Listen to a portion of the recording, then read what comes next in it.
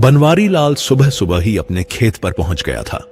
सूरज अभी पूरी तरह निकला भी नहीं था और हवा में मिट्टी की सौंधी सौंधी खुशबू घुली हुई थी। उसने अपने बैलों को हल में जोता और राम राम करके काम शुरू कर दिया। हल की नोक जमीन में धंसती और मिट्टी पलटती जाती। बैलों के गले में बंधी घंटियों की आवाज पूरे खेत में गूंज रही थी। बनवारी के माथे पर पसीना चमक रहा था, लेकिन उसे इसकी आदत थी। अभी वो खेत के बीच तक ही पहुंचा था कि उसकी नजर एक जगह ठहर गई। हल के ठीक सामने जमीन पर एक सांप का जोड़ा आराम से बैठा था। दोनों एक दूसरे से लिपटकर धूप सेंक रहे थे। बनवारी ने सोचा, अरे ये सांप भी ना कहीं भी आ जाते हैं। गांव में सब कहते थे कि सांप का जोड़ा बड़ा वफादार होता है, एक दूसरे के लिए जान देता है। उसने सोचा, चलो इन्हें छेड़ना ठीक नहीं। उसने बैलों को थोड़ा रोका ताकि सांप हट जाए, पर सांप हिले नहीं। बनवारी ने फिर हल चलाने की कोशिश की।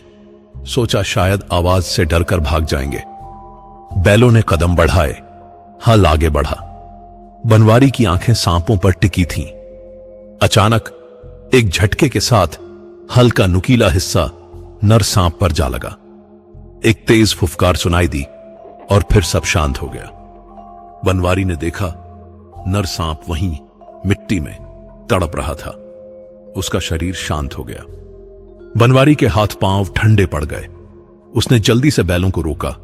उसका मुंह खुला का खुला रह गया था। तभी पास ही झाड़ियों में से मादा सांप, जो अब तक शांत बैठी थी, तेजी से बाहर निकली। उसकी आंखें लाल थीं और वो लगातार फुफकार रही थी। उसकी फुफकार में ऐसा गुस्सा था कि बनवारी का कलेजा कांप गया। नागिन सीधे मरे हुए नरसांप के पास गई, उसे सूंघा और फिर अपनी तेज डरावनी आंखें बनवारी पर गड़ा दी। उसकी आंखों में ऐसा प्रतिशोध था कि बनवारी को लगा जैसे वो उसे अभी निगल जाएगी। गांव के कुछ लोग जो पास के खेतों में काम कर रहे थे, आवाज सुनकर दौड़ते हुए आए। उन्होंने देखा कि बनवारी डरा हुआ खड़ा है और एक नागिन मरे हुए सांप के पास बैठी उसे घूरे जा रही है। एक बूढ़े किसान ने कहा, अरे बनवारी, तूने ये क्या कर दिया रे? नाग नागिन का जोड़ा बहुत बुरा होता है, ये नागिन बदला जरूर लेगी। गांव वालों ने नागिन को भगाने की बहुत कोशिश की। कोई पत्थर मारता, कोई डंडा दिखाता, पर नागिन हिली नहीं। वो वहीं मरे हुए सांप के पास बैठी रही। उसकी आंखें लगातार बनवारी पर थीं। जैसे जैसे सूरज ढलता गया, गांव वाले डरकर अपने अपने घर चले गए। बनवारी भी डरता डरता घर लौटा। रात भर उसे नींद नहीं आई। नागिन की लाल आंखें उसकी आंखों के सामने घूमती रहीं। अगले 2 दिन भी नागिन वहीं बैठी रही। ना कुछ खाया, ना पानी पिया, बस वहीं बैठी बनवारी के खेत को घूरती रही। गांव वाले भी हैरान थे। किसी ने उसे खाना देने की हिम्मत नहीं की। तीसरे दिन शाम तक वो वहीं थी। बनवारी को लगा शायद ये यहीं मर जाएगी। चौथे दिन सुबह जब बनवारी हिम्मत करके खेत पर गया तो नागिन वहां नहीं थी। वो गायब हो चुकी थी। बनवारी ने राहत की सांस ली। गांव वालों ने भी कहा, चलो मामला टल गया, शायद कहीं चली गई होगी। बनवारी को लगा कि अब सब ठीक हो जाएगा। उसने अपने मन को समझाया कि जो हुआ वो एक हादसा था, पर असली खौफ तो अब शुरू हुआ था। उस दिन रात को बनवारी अपने घर में सोया हुआ था। बाहर हल्की हल्की हवा चल रही थी। आधी रात के करीब उसे छत पर किसी के चलने की आवाज सुनाई दी। ठप ठप ठप ठप। बनवारी की नींद खुल गई। उसने कान लगाए, आवाज फिर आई। उसे लगा जैसे कोई भारी चीज छत पर घिसट रही हो। बनवारी उठकर बैठ गया।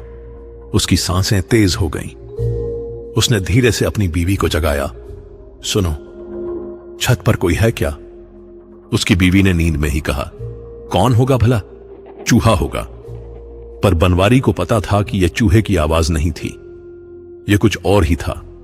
वो हिम्मत करके उठा और दरवाजे तक गया। उसने दरवाजा खोलकर बाहर झांका। चारों तरफ अंधेरा था और सन्नाटा पसरा हुआ था। उसे कुछ दिखाई नहीं दिया। उसने सोचा शायद मेरा वहम था। वो वापस आकर लेट गया, पर नींद उसकी आंखों से कोसों दूर थी। सुबह हुई। बनवारी उठा और सबसे पहले छत पर गया। उसे लगा कि रात वाली आवाज का पता लगाना चाहिए। जैसे ही वो छत पर पहुंचा, उसकी आंखें फटी रह गईं। पूरी छत गीली थी, जैसे उस पर पानी फैलाया गया हो, और उस गीली मिट्टी पर सैकड़ों सांपों की लकीरें बनी हुई थीं। एक नहीं, दो नहीं, अनगिनत लकीरें। ऐसा लग रहा था जैसे पूरी छत पर सांपों का मेला लगा हो। बनवारी का शरीर सिहर उठा। उसे लगा जैसे किसी ने उसके ऊपर ठंडा पानी डाल दिया हो। यह क्या था? रात को तो कोई नहीं था, और ये इतनी सारी लकीरें। उसकी आंखों में डर तैर गया। उसे समझ नहीं आ रहा था कि यह सब कैसे हुआ। उसने जल्दी से अपनी बीवी को बुलाया। उसकी बीवी भी छत पर आकर यह सब देखकर डर गई। ये कैसे हो सकता है? उसकी बीवी ने डरी हुई आवाज में फुसफुसाया। बनवारी के पास कोई जवाब नहीं था। उसके मन में एक ही बात घूम रही थी, नागिन। क्या यह उसी का काम था? पर इतनी सारी लकीरें। उसका दिल जोरों से धड़क रहा था। उसे लगा कि अब उसकी जिंदगी पहले जैसी नहीं रहेगी। छत पर सांपों की सैकड़ों लकीरें देखकर बनवारी और उसकी बीवी दोनों सहम गए थे। दिन भर उनके दिमाग में वही तस्वीरें घूमती रहीं। बनवारी ने सोचा, यह नागिन ही है, वो बदला ले रही है। शाम होते होते बनवारी के घर में एक अजीब सा डर पसर गया था। उसकी बीवी ने जल्दी जल्दी खाना बनाया और दोनों बिना मन के खाकर सो गए। दूसरी रात थी। बनवारी की बीवी गहरी नींद में थी। बनवारी भी करवटें बदल रहा था। उसे नींद नहीं आ रही थी। तभी रात के सन्नाटे में एक तेज चीख सुनाई दी। आह! बनवारी हड़बड़ा कर उठा। उसने देखा उसकी बीवी बिस्तर पर बैठी थी, उसका हाथ पकड़े हुए। उसकी आंखें खुली थीं, पर उनमें डर साफ दिख रहा था। क्या हुआ? बनवारी ने कांपते हुए पूछा। उसकी बीवी ने अपना हाथ बनवारी की तरफ बढ़ाया। अंधेरे में भी बनवारी को उसके हाथ पर दो छोटे छोटे निशान दिखाई दिए, जैसे किसी नुकीली चीज से जलाया गया हो। निशान लाल थे और उनसे धुआं निकल रहा था। किसी ने काटा है मुझे, उसकी बीवी ने डरी हुई आवाज में फुसफुसाया। गर्म था, बहुत गर्म। बनवारी ने तुरंत दिया जलाया। रोशनी में उसने देखा उसकी बीवी के हाथ पर वाकई दो जले हुए दांतों के निशान थे, जैसे किसी ने गर्म लोहे से काटा हो। पर वहां कोई सांप नहीं था। कमरा खाली था। बनवारी ने चारों तरफ देखा, बिस्तर के नीचे, कोने कोने में, पर कुछ भी नहीं मिला। उसकी बीवी कांप रही थी। सांप था। वो बार बार यही दोहरा रही थी। बनवारी को समझ नहीं आ रहा था कि यह कैसे हो सकता है। सांप आया, काटा और गायब हो गया, बिना किसी आवाज के, बिना किसी हलचल के। सुबह हुई। बनवारी की बीवी का हाथ सूज गया था और दर्द से कराह रही थी। गांव के लोग जब ये बात सुनते तो उनके चेहरे पर भी डर आ जाता। सब कहने लगे, ये नागिन का काम है, वो बनवारी को चैन से नहीं जीने देगी। बनवारी ने अपनी बीवी को वैद्य के पास दिखाया। वैद्य ने दवा दी, पर उसके चेहरे पर भी चिंता थी। उसने कहा, यह किसी आम जख्म की तरह नहीं लग रहा। तीसरी रात आई। बनवारी और उसकी बीवी दोनों डरे हुए थे। उन्होंने रात भर जागने का फैसला किया। घर में एक दीपक जल रहा था। बाहर सन्नाटा था। रात का दूसरा पहर था। तभी बनवारी को अपने बैलों के बाड़े से कुछ आवाज सुनाई दी, खुरखुर जैसी आवाज। उसे लगा शायद बैल कुछ खा रहे होंगे, पर आवाज लगातार आ रही थी। बनवारी के मन में कुछ गड़बड़ लगी। उसने अपनी बीवी से कहा, मैं जरा बैलों को देखकर आता हूं। उसकी बीवी ने उसका हाथ पकड़ लिया। मत जाओ, मुझे डर लग रहा है। पर बनवारी को जाना पड़ा। उसे अपने बैलों की चिंता थी। वो धीरे से उठा, लाठी उठाई और बैलों के बाड़े की तरफ बढ़ा। बाड़े का दरवाजा खुला था। बनवारी ने अंदर झांका। अंधेरा था। उसने दीपक की रोशनी अंदर की। जो उसने देखा उससे उसकी रूह कांप गई। उसके दोनों बैल, जो कल तक हट्टे कट्टे थे, जमीन पर पड़े थे। उनकी आंखें खुली थीं और वो बेजान थे। बनवारी के मुंह से चीख निकल गई, अरे मेरे बैल! वो दौड़कर उनके पास गया। उसने उन्हें हिलाया डुलाया, पर उनमें कोई जान नहीं थी। दोनों मर चुके थे। और फिर उसने वो देखा जिसने उसके डर को और बढ़ा दिया। दोनों बैलों के मुंह में मिट्टी भरी हुई थी। ऐसा लग रहा था जैसे किसी ने जानबूझकर उनके मुंह में मिट्टी ठूंस दी हो ताकि वो सांस न ले पाएं। बनवारी ने कांपते हाथों से बैलों के मुंह से मिट्टी निकालने की कोशिश की, पर कोई फायदा नहीं था। उसकी आंखों से आंसू बहने लगे। ये क्या हो रहा था? पहले छत पर लकीरें, फिर बीवी को काटना, और अब उसके बैल। उसकी चीख सुनकर उसकी बीवी भी दौड़ती हुई आई। बैलों को मरा देखकर वो भी रोने लगी। गांव के लोग भी इकट्ठा हो गए। सबने बैलों को देखा और उनके मुंह में भरी मिट्टी देखकर हैरान रह गए। किसी को समझ नहीं आ रहा था कि यह कैसे हुआ। गांव के सबसे बूढ़े पुजारी को बुलाया गया। पुजारी जी गांव के बाहर एक छोटे से मंदिर में रहते थे। वो आए और उन्होंने बैलों को देखा। उनके चेहरे पर चिंता की लकीरें साफ दिख रही थीं। उन्होंने बनवारी की तरफ देखा। उनकी आंखें गंभीर थीं। पुजारी जी ने गहरी सांस ली और कहा, बनवारी, तूने नाग को मारा है। नागिन तुझे माफ नहीं करेगी। उनकी आवाज में एक अजीब सी गंभीरता थी। वो तुझे तड़पा तड़पा कर मारेगी। यह सब उसी का काम है। बनवारी का दिल बैठ गया। उसे लगा जैसे किसी ने उसके ऊपर वज्र गिरा दिया हो। पुजारी जी की बात सुनकर गांव वालों में भी खौफ पसर गया। सब एक दूसरे को देखने लगे। किसी को नहीं पता था कि अब आगे क्या होगा। बनवारी को लगा, क्या सच में नागिन मुझे तड़पा तड़पा कर मारेगी? उसकी सांसें उखड़ रही थीं। उसे लगा कि अब उसकी मौत तय है। पुजारी जी की बात सुनकर बनवारी के पूरे शरीर में जैसे बिजली दौड़ गई थी। उसे लगा कि उसकी सांसें गले में ही अटक गई हैं। नागिन उसे तड़पा तड़पा कर मारेगी, ये शब्द उसके कानों में गूंज रहे थे। गांव वाले भी डर के मारे चुपचाप खड़े थे। कोई कुछ बोल नहीं रहा था, बस एक दूसरे के चेहरे देख रहे थे। रात का अंधेरा और भी गहरा लग रहा था। बनवारी की बीवी रोए जा रही थी। पुजारी जी ने कहा, बनवारी, अब तुझे संभलना होगा। नागिन का बदला बहुत भयानक होता है। उन्होंने अपनी आंखें बंद की और कुछ देर तक कुछ बुदबुदाते रहे। फिर उन्होंने बनवारी को देखा और बोले, अपने घर की रखवाली करना, अब वो तुझ पर सीधा वार करेगी। पुजारी जी इतना कहकर चले गए। उनके जाने के बाद गांव वाले भी धीरे धीरे अपने घरों की तरफ लौट गए, अपनी अपनी बातें करते हुए। बनवारी और उसकी बीवी रात भर जागते रहे। उन्हें एक पल के लिए भी नींद नहीं आई। सुबह होते ही बनवारी ने बैलों को दफनाया। उसका मन भारी था। उसे लगा कि उसके सारे पाप उसी के सिर पर आ गए हैं। दिन भर वो घर में ही रहा। बाहर निकलने की हिम्मत नहीं हुई। उसकी बीवी भी डरी सहमी सी थी। चौथी रात थी। बनवारी ने घर के सारे दरवाजे और खिड़कियां अच्छी तरह बंद कर दी थीं। उसने अपनी खाट घर के बीच में बिछाई और अपनी बीवी के पास ही लेटा रहा। हाथ में एक मोटी लाठी पकड़ी हुई थी। रात का सन्नाटा ऐसा था कि सुई गिरने की आवाज भी सुनाई दे जाए। बनवारी की आंखें खुली थीं। वो हर आहट पर चौकन्ना हो जाता। आधी रात के करीब उसे घर के बाहर से एक अजीब सी आवाज सुनाई दी, सर्र सर्र की, जैसे कोई चीज जमीन पर घिसट रही हो। आवाज धीरे धीरे घर के और करीब आने लगी। बनवारी का दिल जोरों से धड़क रहा था। उसने अपनी बीवी को देखा। वो भी जाग गई थी और उसकी तरफ देख रही थी। उसकी आंखें डर से भरी थीं। आवाज अब दरवाजे के पास थी। सर्र। फिर एक हल्की सी खुरचने की आवाज आई, जैसे कोई नाखूनों से दरवाजे को खुरच रहा हो। बनवारी ने लाठी कसकर पकड़ ली। उसकी सांसें तेज हो रही थीं। वो अपनी बीवी के पास सरका और फुसफुसाया, कोई है बाहर? खुरचने की आवाज थोड़ी देर तक आती रही और फिर बंद हो गई। बनवारी ने राहत की सांस ली। उसे लगा कि शायद वो चली गई, पर तभी उसे छत पर फिर वही आवाज सुनाई दी, ठप ठप ठप ठप। इस बार आवाज और तेज थी, जैसे कोई भारी चीज छत पर चल रही हो।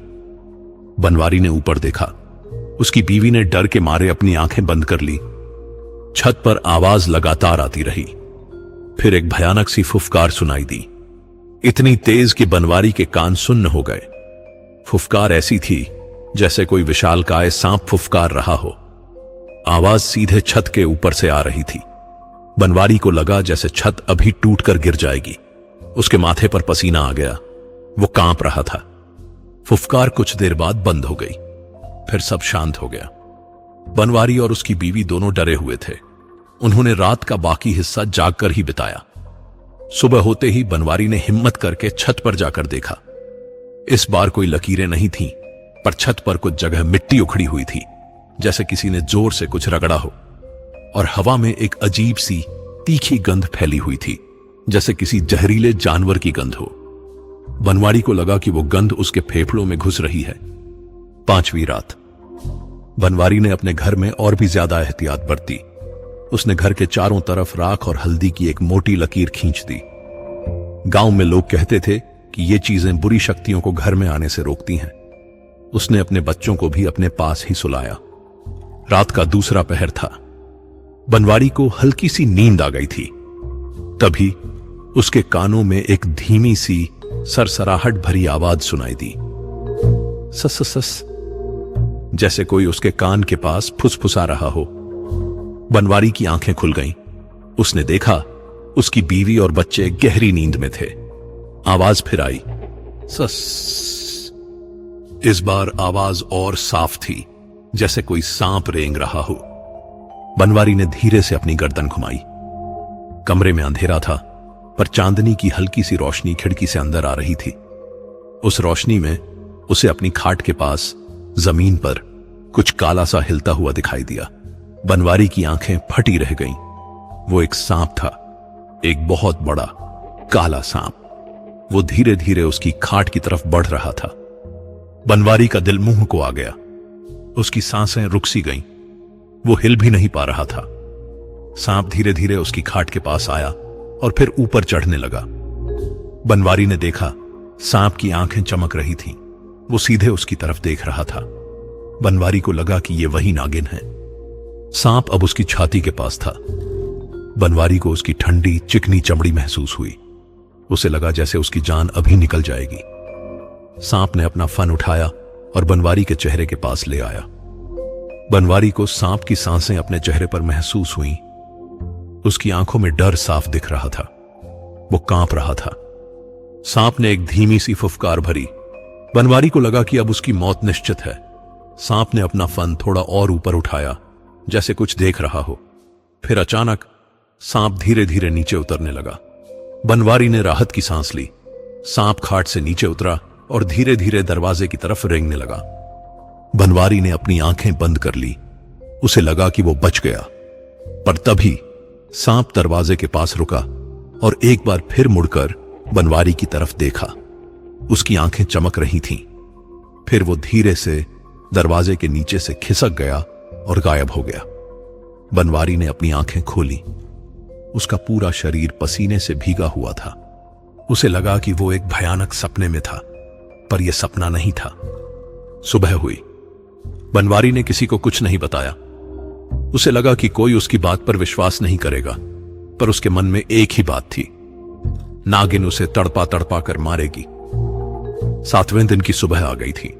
बनवारी को पता था कि आज कुछ भयानक होने वाला है। बनवारी की आंखों में एक अजीब सी उदासी थी। उसे लगा कि उसका अंत करीब है। उसने सुबह से कुछ खाया नहीं था। उसकी बीवी ने उसे समझाने की कोशिश की, कुछ खा लो जी, ऐसे कब तक रहोगे? पर बनवारी ने अनसुना कर दिया। उसके मन में बस एक ही बात थी, नागिन। दिन भर बनवारी घर में ही बैठा रहा। उसे हर आहट पर डर लग रहा था। सूरज धीरे धीरे ढलने लगा। आसमान में लालिमा फैल गई। गांव में चिड़ियों की चहचहाहट बंद हो चुकी थी। शाम होते होते बनवारी के घर में एक अजीब सा सन्नाटा छा गया। उसकी बीवी ने बच्चों को जल्दी सुला दिया। वो भी बनवारी के पास आकर बैठ गई। दोनों चुपचाप बैठे थे, बस एक दूसरे की सांसें सुन रहे थे। रात का अंधेरा गहराने लगा। चांदनी भी आज फीकी लग रही थी। बनवारी ने घर के सारे दरवाजे और खिड़कियां फिर से बंद कर दी। उसने एक बड़ा सा दीपक जलाया और उसे घर के बीच में रख दिया। उसकी रोशनी में भी डर कम नहीं हो रहा था। बनवारी ने अपनी लाठी पकड़ी हुई थी, पर उसे पता था कि लाठी से कुछ नहीं होगा। रात का पहला पहर बीता, फिर दूसरा। बनवारी की आंखें जल रही थीं। उसकी बीवी भी उसके पास ही बैठी थी। उसकी आंखें भी खुली थीं। तभी उन्हें घर के बाहर से एक अजीब सी आवाज सुनाई दी, फड़फड़ाहट जैसी आवाज, जैसे कोई बड़ा पंछी फड़फड़ा रहा हो, पर यह पंछी की आवाज नहीं थी। आवाज धीरे धीरे तेज होती गई। फिर उन्हें अपने घर की छत पर कुछ गिरने की आवाज सुनाई दी। ठम्मम! बनवारी और उसकी बीवी दोनों उछल पड़े। आवाज इतनी तेज थी जैसे कोई भारी चीज छत पर गिरी हो।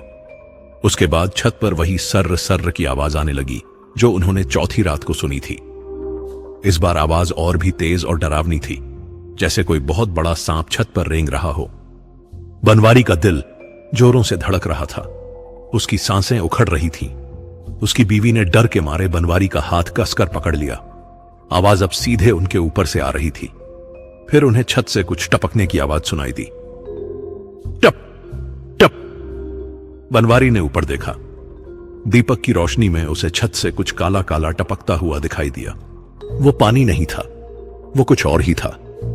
तभी उन्हें घर के अंदर से एक अजीब सी गंध आने लगी, एक तीखी जहरीली गंध।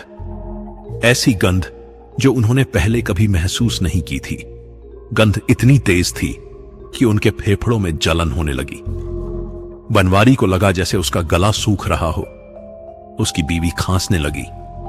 अचानक घर के अंदर की हवा में एक अजीब सी ठंडक फैल गई, इतनी ठंडक कि बनवारी के रोंगटे खड़े हो गए।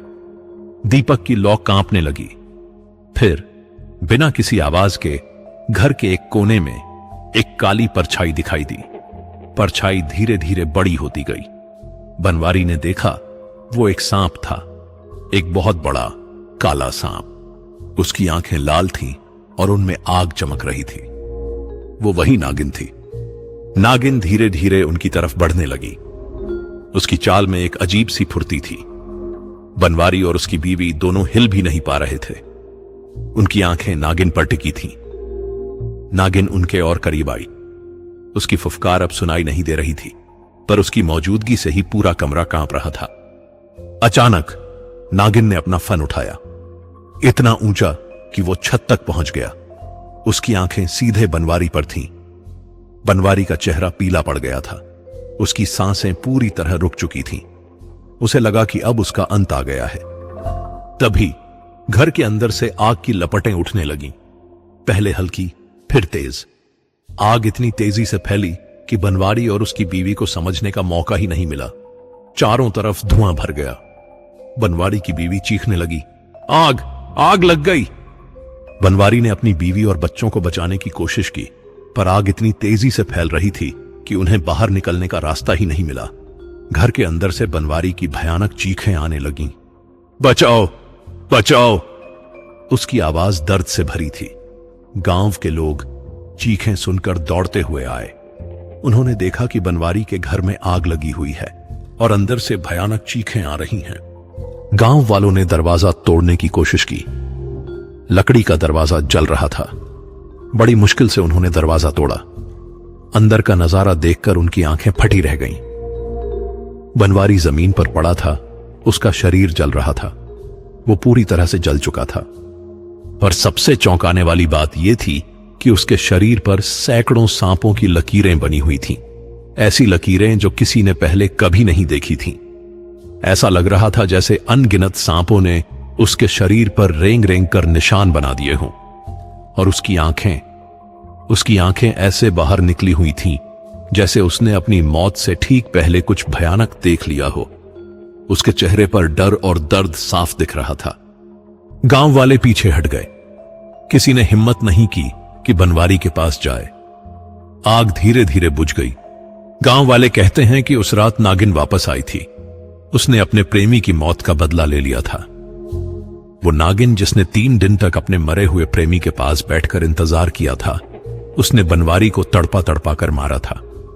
आज भी पिहानी गांव के लोग उस पेड़ के पास ना हल चलाते हैं ना रुकते हैं। गांव में अब भी कहा जाता है कि जहां सांप का प्रेम अधूरा रहा, वहां इंसानों की मौत तय है।